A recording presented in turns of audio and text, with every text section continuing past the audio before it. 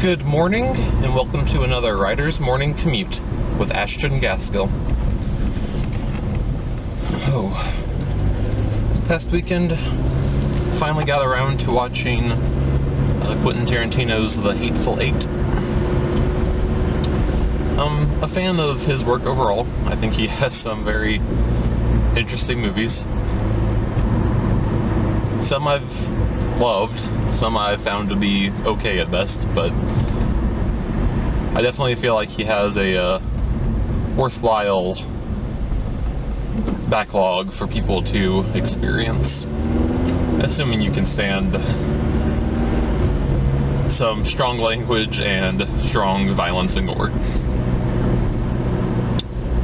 But The Hateful Eight isn't too bad, at least on the violence part. But it did do a couple things that I found to be pretty interesting that I think I can learn from in my writing. So there will be spoilers ahead, so if you haven't seen The Hateful Eight, I would suggest you probably not watch this. Go check out the movie. It's on Netflix. It's worth your while. But if you don't care, or if you've already seen it, which would be preferable, let's go ahead and start talking. So one thing that someone had actually mentioned before that I had heard on some YouTube video or another,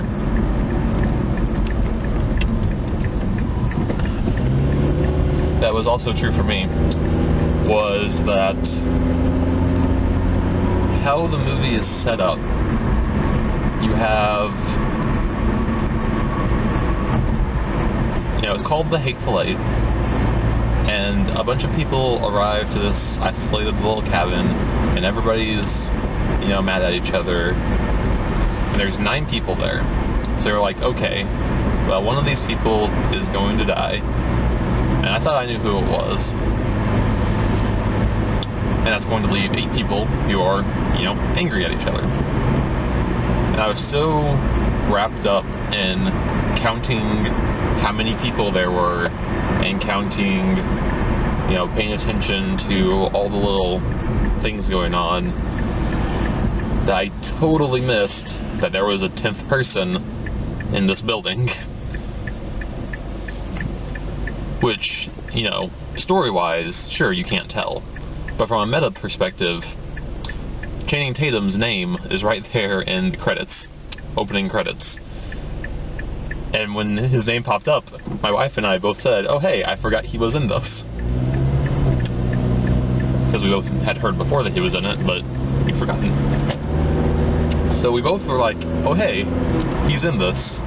And he never showed up. And he's obviously a very, pretty big name actor, so he's going to have, and he was in the opening crawl, so he was going to have a part to play. And yet, when he didn't show up, I didn't even notice. So what that kind of acts as an example for, in my eyes, is really how easy it is to trick your readers. As a consumer of entertainment, and obviously I can only speak for myself here, I want to be invested in the story. I want to be immersed in the story.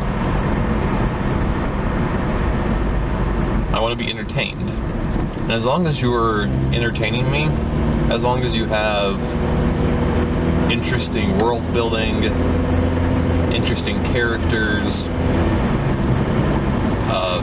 cool actions going on, maybe smaller mysteries, more surface level stuff that's getting paid off a little bit faster, I'm gonna strap on in and just enjoy that ride. And I've noticed this while I'm reading books too. It's certainly not just a movie thing.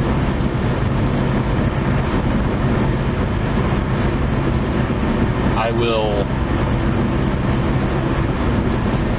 set aside a lot of my,